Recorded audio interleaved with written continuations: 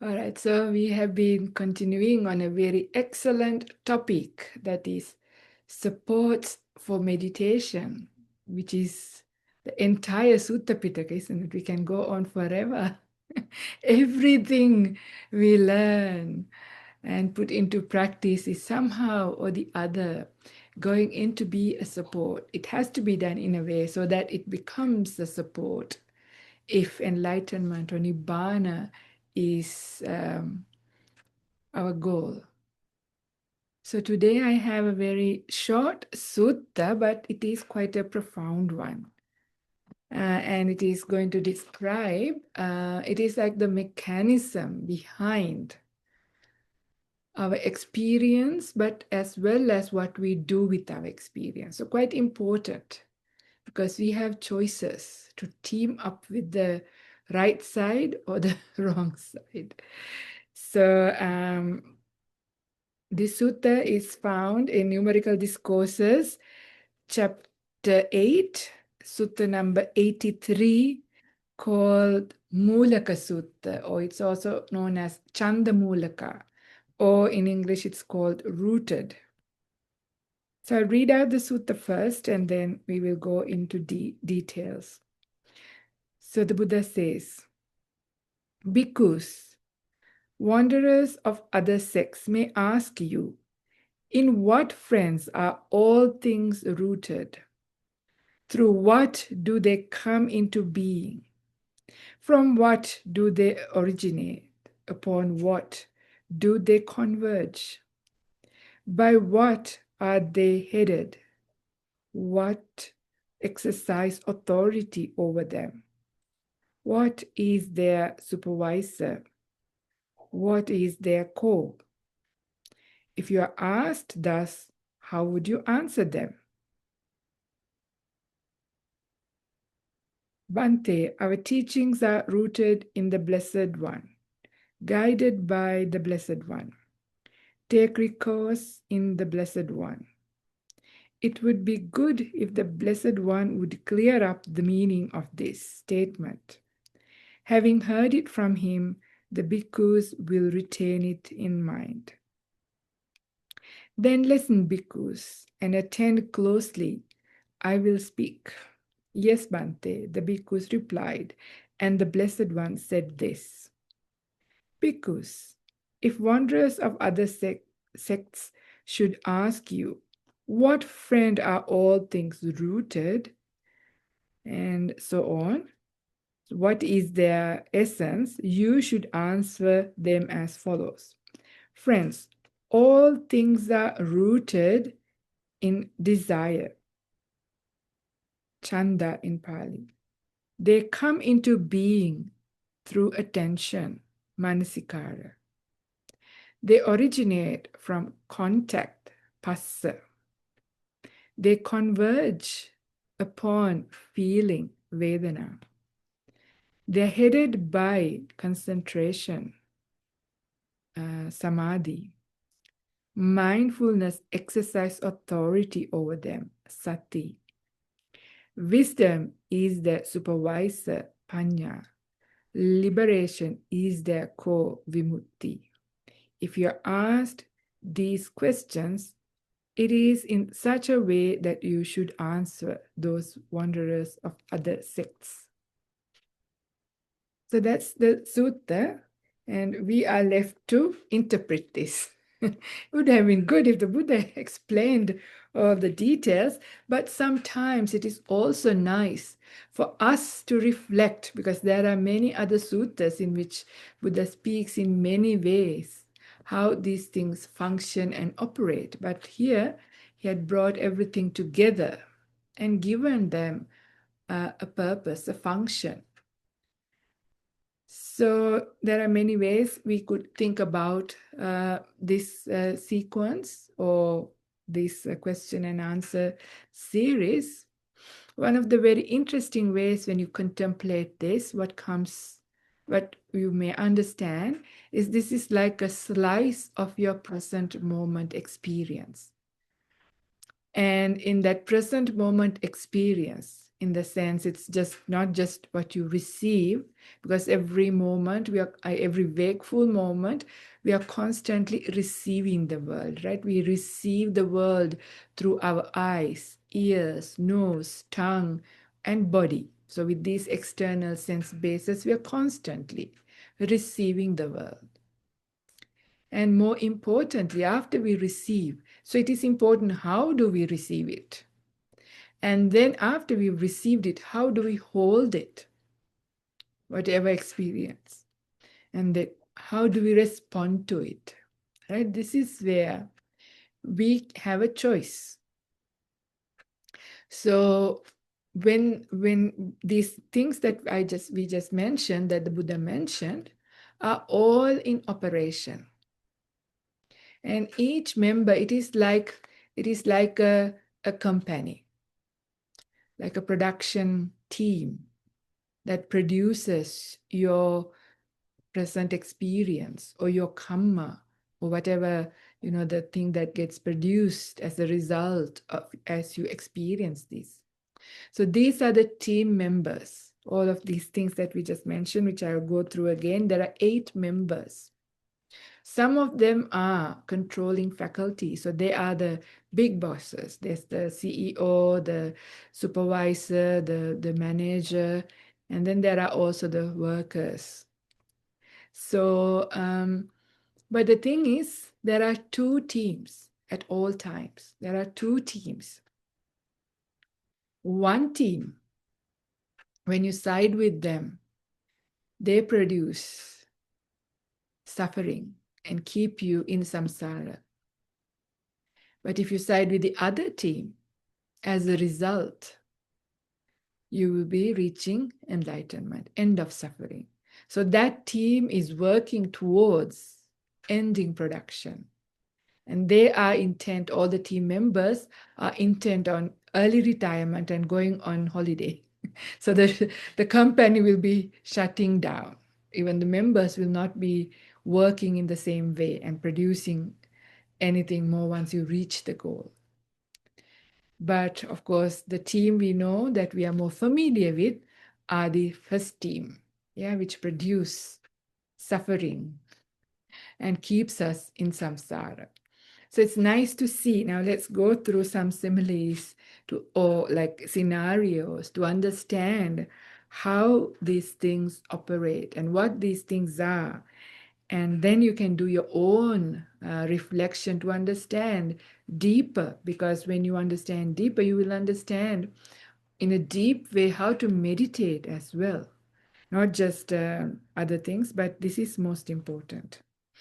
So the first member, the Buddha says, all things are rooted in desire, Canda. And desire usually does not have a good connotation, right? And we think desire is bad, right? We say desire gets us into trouble. So this is the word translated as desire is the Pali word is Canda. Better way to say it is maybe like consent, right? But it is. And then you wonder, well, if this is 2 teams, is there a good desire? And there is, right? We have heard. There was once a person who asked Venerable Ananda, I believe, Bhante, what is this path about? And he says, well, it is about ending desire. And then he asked, then how do you do it? He said, it is done through cultivating desire. And the person got very confused. What do you mean? You said it's about ending desire and then you cultivate desire? Then Venerable Ananda says, well, before you came to this monastery, did you have a desire to come here? He said, yes. Now that you have arrived, do you still have that desire? He said, no. So in the same way, like even to walk the spiritual path, to develop it, to meditate, to do anything in the spiritual path, also we have to have this kind of wholesome desire. Without that, we won't be able to do anything, right? We won't be able to get up. We won't be able to get into our meditation cushion. We won't be able to do anything or cultivate any wholesome qualities.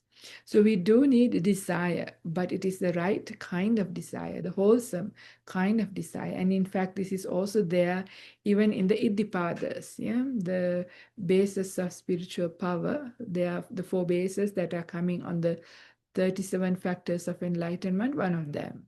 So it's quite an important member. But here the Buddha says everything, sabbe dhamma, in Pali, I think, Canda mūlaka sabbe dhamma, the Buddha says. Yeah, everything is rooted in Chanda, in desire. So reflect for a moment, is it? Yeah. Why, do we do anything? So even think about, why do we give attention to what we hear? Why we turn our eyes into look into something? Right? Every time there is a desire a want to do something. Same with meditation as well. So all experience, why we experience anything, is because of our interest, right? Interest or desire is where it's rooted, everything. And with that comes the second one, manasikara sambhava sabbe dhamma. So then all of these dhamma means this experience that you have, is originate. At the starting point of it is giving attention. It is rooted in your desire, but it starts to happen because you give attention. So this is where you're turning off your eyes or turning off your ears or however you want to see it. You're giving attention to something. That is when the experience starts to happen. Then comes to passa samudaya. Yeah. So everything, what was the English word? Originate from contact.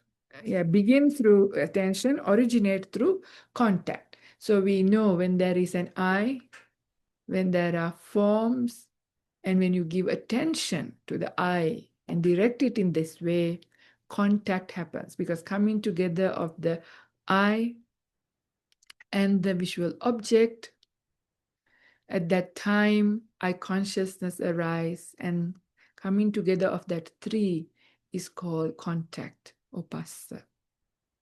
So now you can see how every present moment, all these members are there. So you have desire, want, or that interest to experience something. Then you give attention, and whatever you give attention to is what you contact.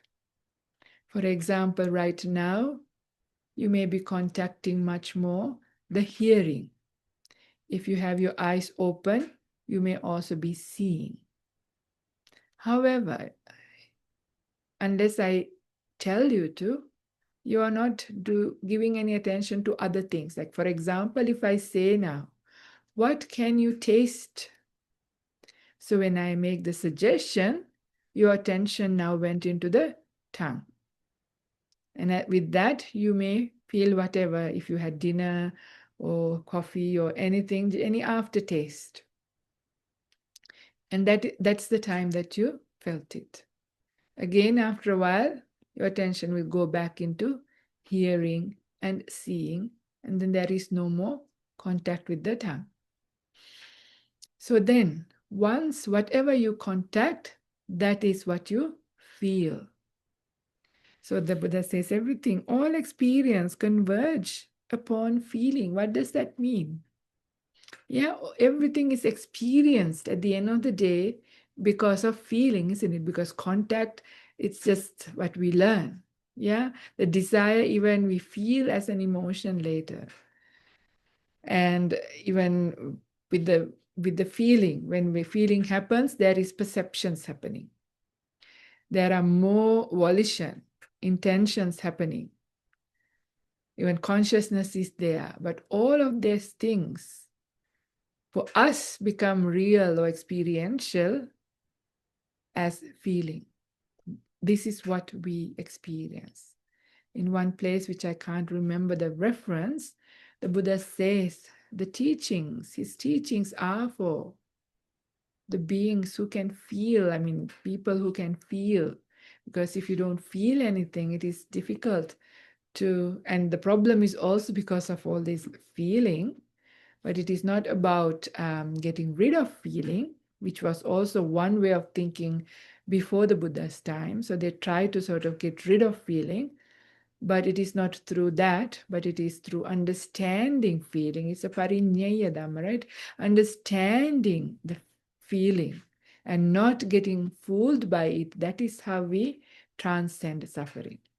But feeling is necessary. I mean, feeling is necessary also to develop the path, and feeling is there, whether we like it or not.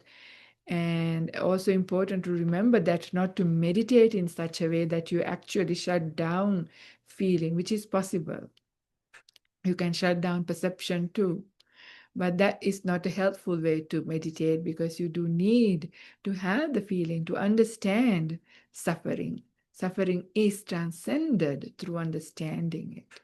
So feeling is there. So they everything converge at the place of feeling.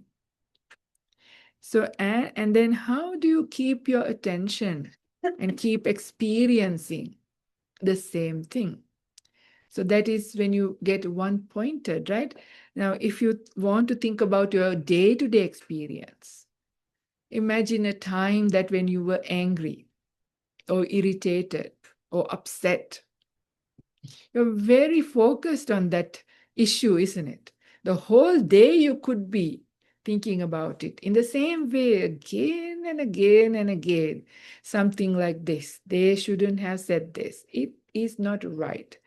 How can they say it? A little later, they shouldn't have said that. Same kind of, way of giving attention, same kind of little thought, almost like a mantra. You can keep focused on this if it was important, if it was really painful, for a long time.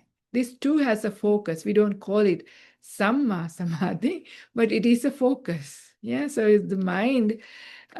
So to experience anything, you need to be able to keep your attention for a long enough period.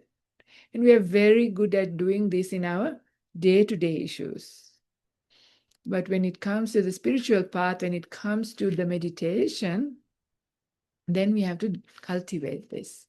So this is how so the Buddha says they are headed by concentration.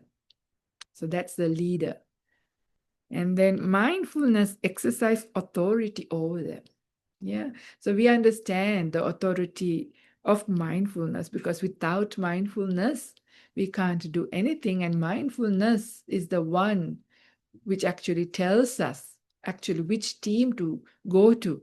Because when the initial things happen, like you are interested in something, you give attention to and you contact and you start feeling, then the mindfulness comes and says, okay, if you go with this team, this is what's going to happen. If you go with that team, that is what's going to happen. So this is where you decide whether you're going to attend wisely or unwisely. So mindfulness has authority over your experience. If the mindfulness is well trained, well educated with the Dhamma, then you can make a good choice. But if the mindfulness does not have those, there can still be a mindfulness, but it would work on the other way. Like, even a cat intent on catching mice has mindfulness. Has a keen interest to catch. So very, very mindful and very focused. Good samadhi also, but we don't call it samma samadhi, but a good concentration is there, even for a cat intent on killing. But we need to develop the opposite of that, like the wholesome kind. So you can see the authority of mindfulness. And then, of course, if it is the wholesome kind, the wisdom is the supervisor. So mindfulness have authority, but wisdom is what gives that information for the mindfulness, because mindfulness is mainly the awareness part, but wisdom is the one actually telling the information. But if we didn't have wisdom, then it will be ignorance telling us. Yeah.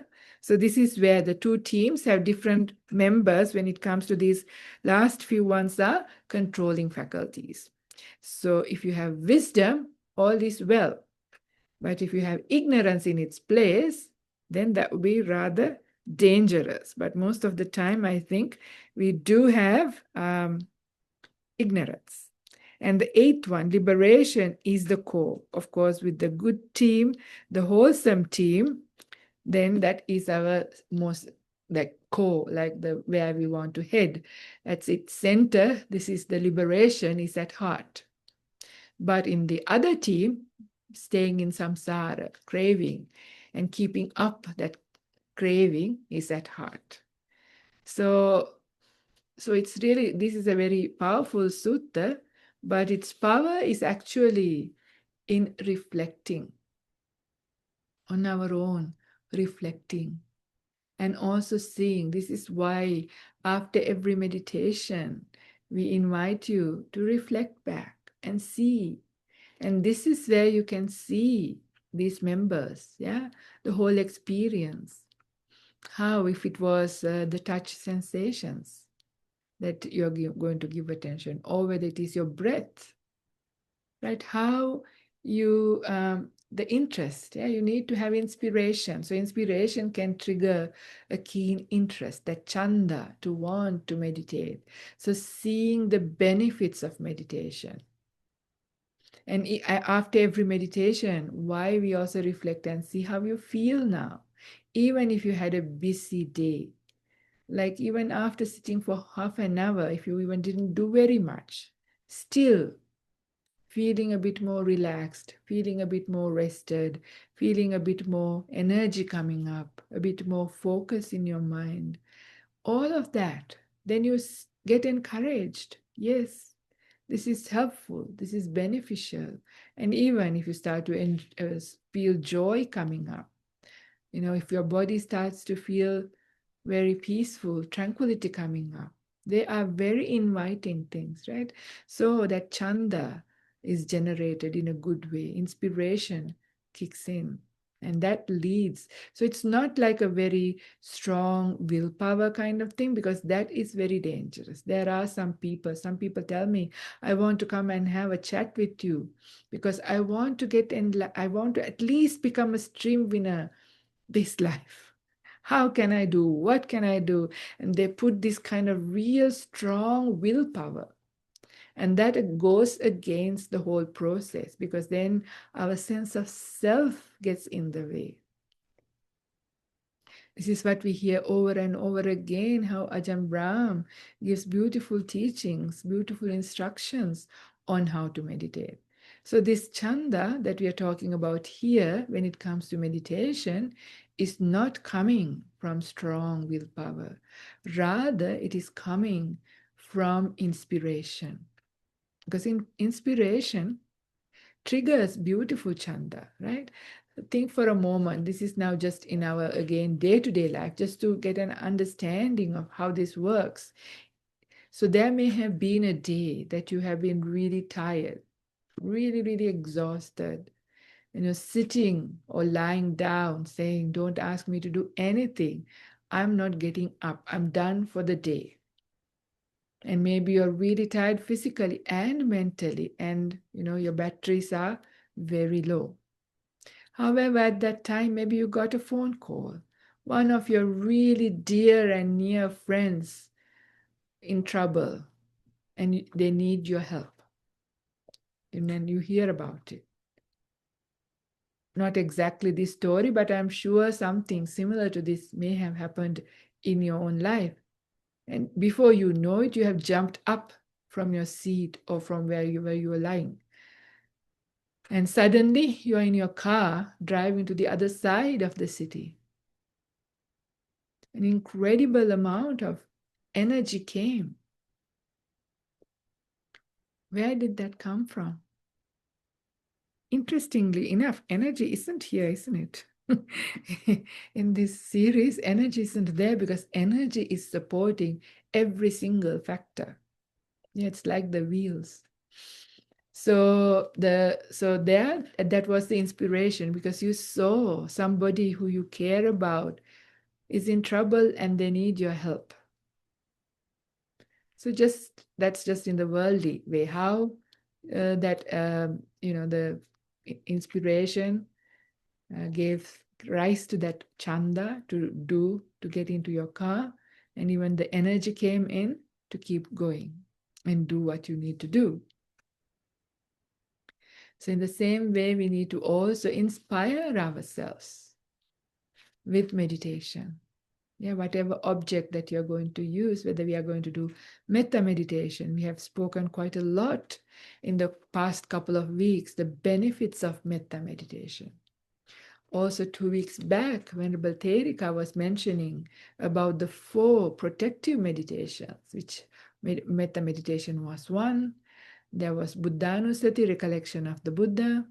There was Maranasati, that is recollection of death. And there was also on the Asubha, so the repulsive nature of the body. So sometimes this may be difficult if you haven't practiced, but then you have to build up some inspiration, seeing the benefit of these things. Then you will be able to have that chanda. So that is necessary. This is also why even today's meditation, I said that very clear decision on what you are going to do, whether we are going to stay with the body or with the breath at the very beginning, giving that chanda, giving that consent is necessary. And then you have to give the attention in the right way. So this is yoniso manasikara. So yoniso manasikara, the wise way of attending, brings wholesome states, wholesome mind states. However, if you were attending unwisely, then it is negative mind state. So you can understand whether your manasikara, your way of attending, is wholesome or unwholesome by the result. That's the easiest way to understand. Then you can sort of learn how to change it up until it becomes wholesome. So this is my all-time favorite manasikara sambhava sabbe dhamma. And you know how all mind states come because of the way you give attention, right? So when you give attention, for example, when your difficult person is doing difficult things, if you give attention thinking this is wrong, they shouldn't do, this kind of attention leads to irritation and anger. So that is ayoniso manasikara. Instead, if you think, why are they doing that? And then you could think, maybe they have got wrong information. Maybe they're not well. That's how they're conditioned. So when you think like that, then you are not getting irritated. You have more understanding. So this is yoniso manasikara. And if you do find out, maybe they're actually not well, they're in difficulty, you might even have compassion instead of irritation. Or when you understand, where are they going to go when they behave in this way? What are these actions leading them to? The karmic consequences of their actions. Then you realize, they're going to have a really difficult time in the future because of these bad behaviors or unskillful behaviors. And you see that again, compassion come up. So instead, so you can see how the same object, same situation that we face, but we can do yoniso manasikaras, wise attention or unwise attention, completely different experience, right? So in this experience, so all of that is directed by your mindfulness and supervised by your wisdom, right? You can see how these things happen every moment. You have a choice to side with whichever team. Yeah, so this is how you understand. So learning from your mistakes is not a problem. In fact, you learn really well. You become very skilled. But the only thing is, it is important to reflect back. Every experience, not just meditation, even day-to-day experiences.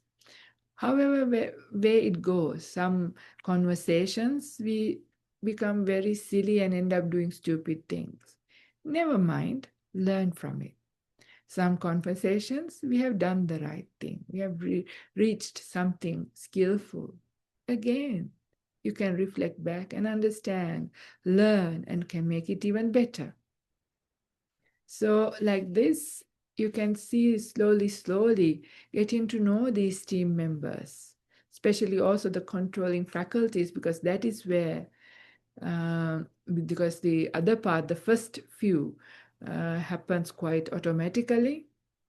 But the controlling faculties, when they have the power over your experience, the right kind, if it is in the wise way, then every experience, no matter what, can lead you into ending suffering. So, this is actually the whole path, what we have to do in our entire spiritual journey. These are the things. So, all the suttas, everything that we learn is captured here quite beautifully in the way of how these things operate. Actually, I think there is not much more for me to say with this one. So if you would like to ask any questions, today the Dhamma talk is very short, even though it is quite a deep topic. It's good to ask questions. Okay, Simran, go ahead.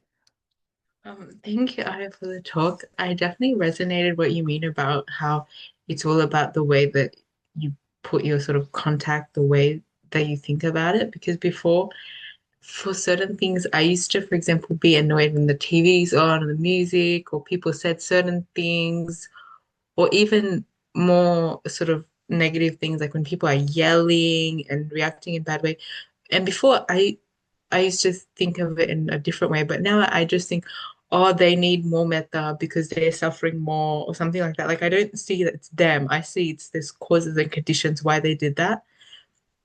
But my question is about when I'm trying to like guard the sense faculties, for example, but then on the other hand, I feel that sometimes when I know there's people, for example, my family, they love when I come and sit with them for dinner and spend lots of time with them and sort of talk, but sometimes like small talk. So then on one side of me, I want to guard my sense faculties a bit further and not be engaged with things like television, media, and all these things. But then on the other hand, I feel that it's out of love that I want to be and spend time with them. So then I'm in this conflict about which one's sort of more important and the right way to go about things. So I wanted to ask you about that. Yeah, it's really a difficult thing. I know exactly or quite close to what you feel. This is how I used to feel before I became a nun. And after a while, it became not possible. So, which is why I am a nun. Because it is quite difficult, yeah. Because on the one hand, when you are at home, it is important, or I mean, you feel like, one way of doing it, unless the people understand. If they are also understanding the Dhamma, then it is more easier to navigate because they understand, okay, and then you can do other things together that are not so distracting, like going for a walk in the nature or eating is okay. So, there will be maybe, or very, wholesome kind of conversations and things like that. But of course, if your family does not understand or not quite, which can happen, and it's not just your family because there will be other people as well, then this becomes difficult to do in a proper way to the highest level that you're wanting. So this is why the Buddha recommended as the highest vehicle, like the monastic life as the highest and the fastest way to reach these things. But having said that, it is not impossible. So what you do is you're very aware of what is going on, right? You pay attention to why you are doing it, where you're coming from, and you can really listen deeply and hear more of what they are saying, because sometimes this is not happening as well. So you can still use it to practice. And also, as you're hearing whatever they're saying, even it's a very worldly kind of thing, then you can still see, the how these things work, and not to really embrace it, not to take it any further, right? You just leave it at that. And this kind of skill is actually really important, because even when you live in a community, even as a monastic community, we have our seclusion, we have our huts in the forest, but there are times that we have to be together. There are times we have ceremonies and functions and visitors and business, right? So at those times also, many things can happen.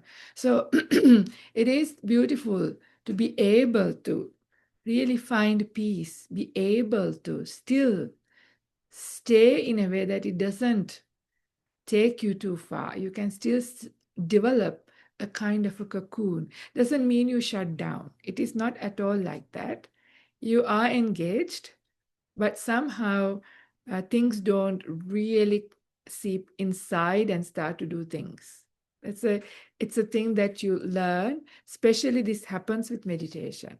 So of course in monastic life we have much time to meditate. So if you've meditated for a couple of hours, your mind is quite in a good state. It is quite like Teflon, not so Teflon, but it has that ability. Things don't stick so much. So it is easy for those things to just slide off. So as with practice, slowly, slowly, you can engage with people and engage in doing things, but you're there when it is happening, and it just ends there. So, when you leave the room, everything is left in the room and you go quietly. So this is a skill that develops, but be careful not to use too much willpower to do that, because that will go in very wrong directions. Instead, we have to be patient. So then we have to be patient and understand, as the path develops more and more, you will be able to still engage without getting too affected by it. But at the start, it is helpful not to have to do it too much. So you have to find skillful ways.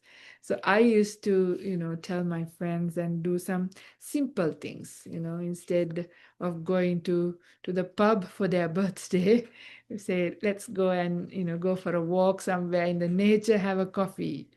Or, instead of talking about all kinds of, you know, small talk, we can still find small talk that is still wise as well, so we can skillfully do things. But of course, we have to care for what they want to chat. So then we can just pay attention to those things. Even I remember going for a wedding, even while I was practicing. And then, I'm all dressed up and in the wedding. But inside, I had all these reflections of, seeing all the emptiness of all what these people are doing.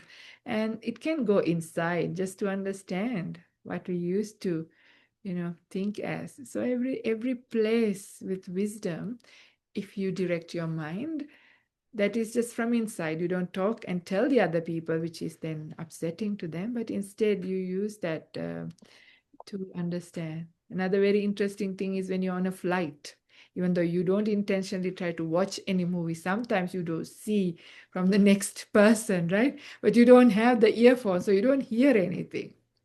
So you only see the screen, only pictures. It's a really interesting way to watch a movie. Try it. Without sound, watch. And then you can have your own Dhamma movie. Because whatever you see, you perceive it, you take it in with the Dhamma, like Dhamma lenses. And then you see a very, very different kind of movie, and deep understanding and even insights can come up. So it is possible, and it is an important skill to be developed, but it comes also with meditation. So you've got to have time for your meditation as well. Okay, sorry. Thank you so much for the lovely talk, Venerable. I'd like to add something on to what Simran just said. It's a very good question, something I've been thinking about. Even though I'm not so young, I am very young in the monastic life. And so I have a question. I hope it's not too specific to monastics, but something I've been thinking about lately. I have some very good friends back where I live in France and in Italy, and they know I've been ordained, but they haven't yet seen me in person Mm. in this way, right? So sometimes, of course, I talk to them. They call me. They want to know what I'm doing, and sometimes there's like a trigger, right? Where when I'm speaking to them, I go back to how they knew me as a lay woman, right? I mean, nothing really bad, but and the way they speak to me also Mm. is somehow how they remember me as before. And sometimes it's very difficult to find this balance of how to approach them and to explain to them how to approach me without alienating them because they're really good people and they want to understand. But somehow it's very difficult to navigate this. I am not the way that I was, not just for them, but for myself. Or if I speak to a family member, something gets triggered and I'm back to being who I was before. Do you have any advice to give me about this, please, Venerable? Yeah, not easy questions. Venerable Upeka, do you have something you would like to say? I think it's important to be kind, at the end of the day, your family, your people you love and who have dependent on you and who have been an important part of your life don't quite get it. Mm. So I know some people can be a little bit overly holy and unwittingly hurt the people who Mm. have cared for them for many years. Yeah. And and those relationships are precious. So I guess I'm not sure exactly who you're speaking of, but the ones who are close to you, to care for their feelings, because you were an important part of their life. Yeah, to be sensitive to what their loss, really, their loss of a friend. So yeah, that Yeah, so this is very challenging. This is very challenging because of our mindfulness, yeah, because our habits are very, very strong. They come very fast. So it's almost very difficult to just even only exercise mindfulness. Sometimes you're mindful, but you can't really change. You go into the same way of talking, same way of your even bodily behaviors happen with certain people, how you used to, which is quick. Because also when it is really recent, yeah, it takes time for you to also sort of get, and how long it took us, right? still. We've been in robes for 15 years, and still, sometimes old habits come, but it takes a while. So slowly. But one of the very helpful support is to have, to be with monastics who have been in monastic life a long time. After a while, there is a certain stability inside of them. I mean, you can see like Ajahn Hasapanya, our abbot of Dhammasara.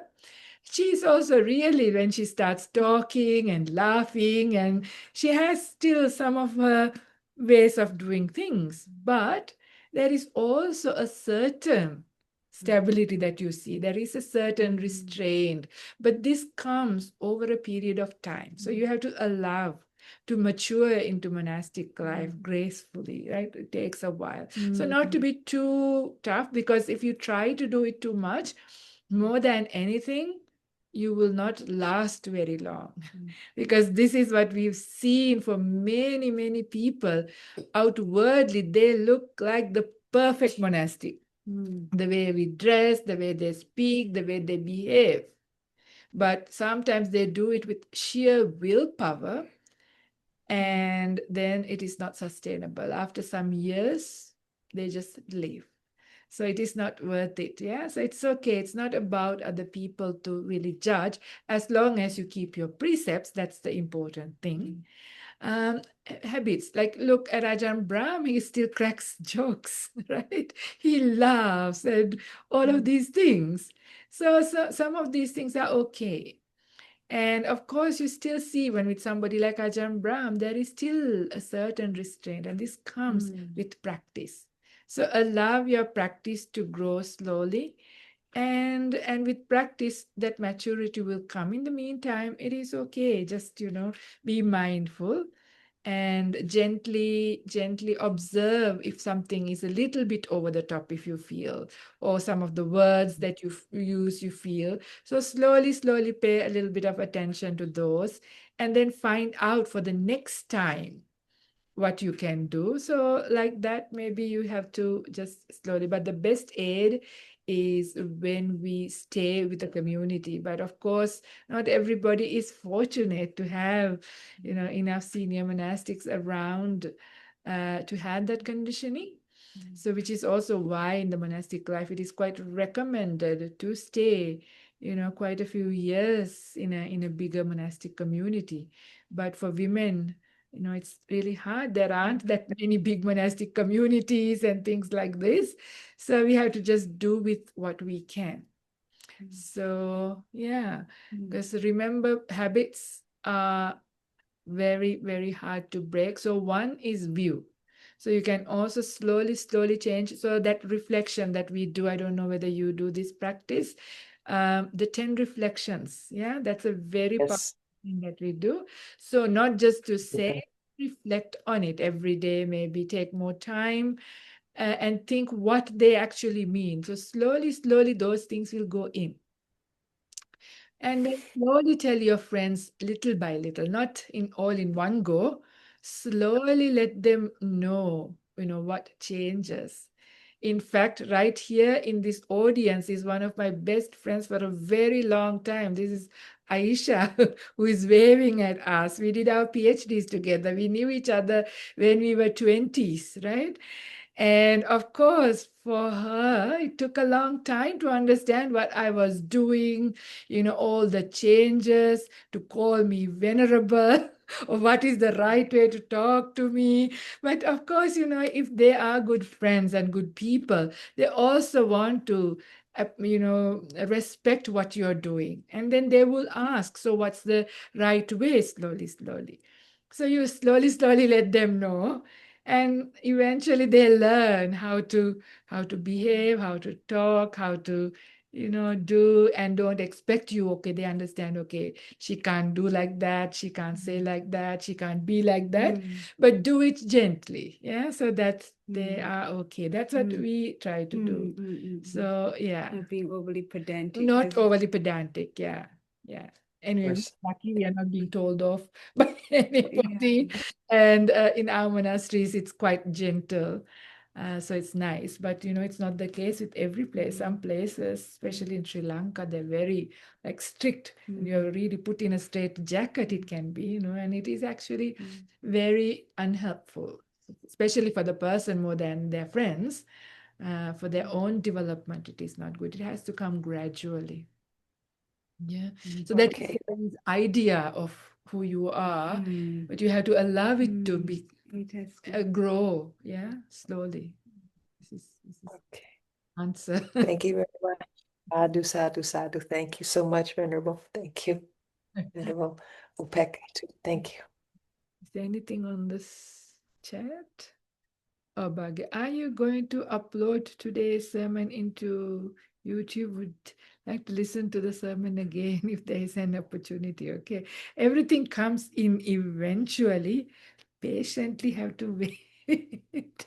Yes, all the talks eventually comes to the YouTube. Yeah, so just check out when they come.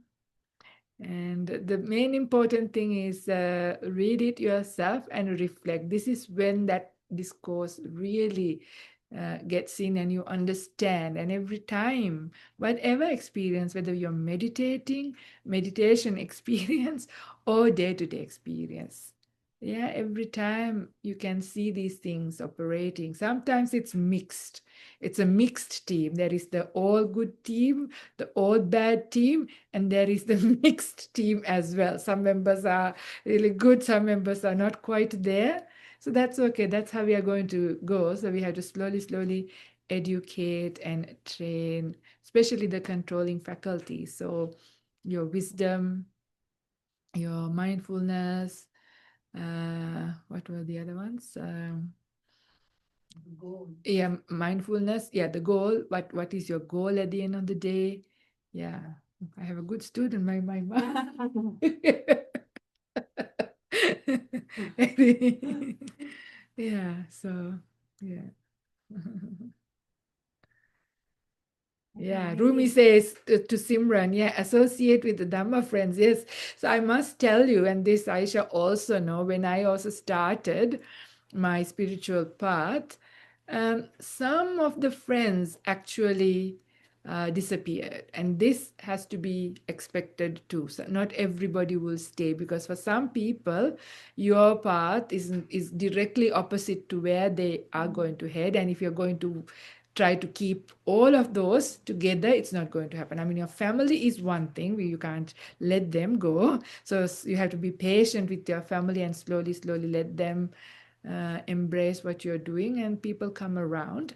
But with friends, it's okay. So some of them will slowly slide away, and in their place, some others will come. Anyway, in life, this is what happens as we move on in our life. Our friend circles can also change.